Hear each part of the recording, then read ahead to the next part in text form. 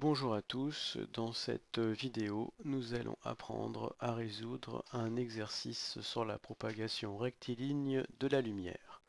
Vous allez voir, c'est pas compliqué. Alors, exercice numéro 1, ici, qu'on aurait dû corriger ensemble en classe. Une source de lumière S, qui se trouve ici, émet un faisceau dont on a représenté les rayons limites en haut et en bas du schéma. Voilà le rayon du haut, le rayon du bas. Sur le schéma ci-contre, tracez les rayons limites du faisceau de lumière provenant de S qui passe au plus près de la balle et atteignant l'écran. Donc on doit représenter les rayons de lumière qui partent de S et qui passent au plus près de la balle. Voilà, donc là j'ai celui du haut, maintenant je fais celui du bas. Donc bien sûr quand on fait ça sur du papier, on utilise un crayon gris et une règle. Bon, moi ici j'utilise un outil informatique. Voilà, j'ai tracé les deux rayons demandés dans la première question. Deuxième question, indiquée sur le schéma où se trouve l'ombre propre de la balle, l'ombre portée et le cône d'ombre. Et bien là, c'est du cours, c'est les définitions du cours, rien de plus. L'ombre portée, eh bien c'est la partie de l'écran ici qui ne reçoit pas de lumière. Donc là, on va l'appeler ombre portée. Voilà. Hop. Ensuite, le cône d'ombre, eh bien, c'est la partie entre la balle et l'écran qui ne reçoit pas de lumière. Donc je vais le noter ici. Cône d'ombre. Bon, je mets pas le chapeau, c'est pas grave. Voilà.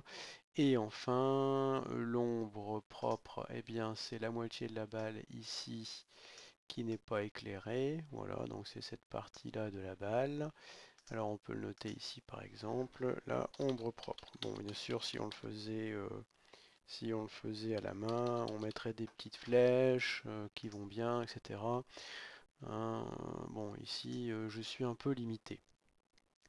Dernière question, peut-on voir la source S si on se positionne au point A?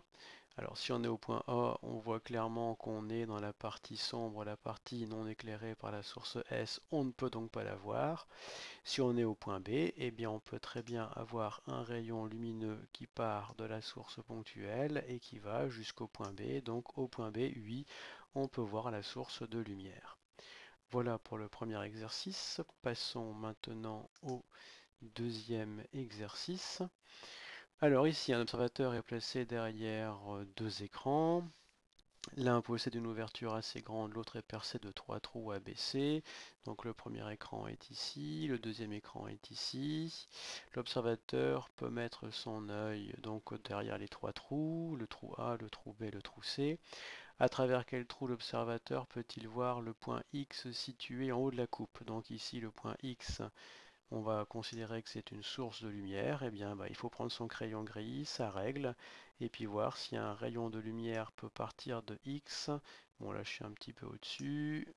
C'est pas bon. Je recommence. Voilà. Si je peux partir de X et aller jusqu'à la position C, oui. Donc là, en position C, on peut voir le point X. En position B, on peut voir le point X. En position A, non.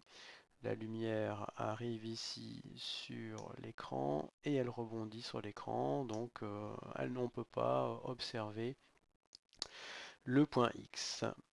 Ensuite, à travers quel trou l'observateur peut-il voir le point Y? Donc c'est pareil, ici je pars du point Y. Est-ce qu'un rayon de lumière peut arriver dans C? Oui, donc on voit Y du point C, de B aussi et de A aussi. Impeccable. Donc là, on peut voir Y des trois positions. Troisième question, le point Z.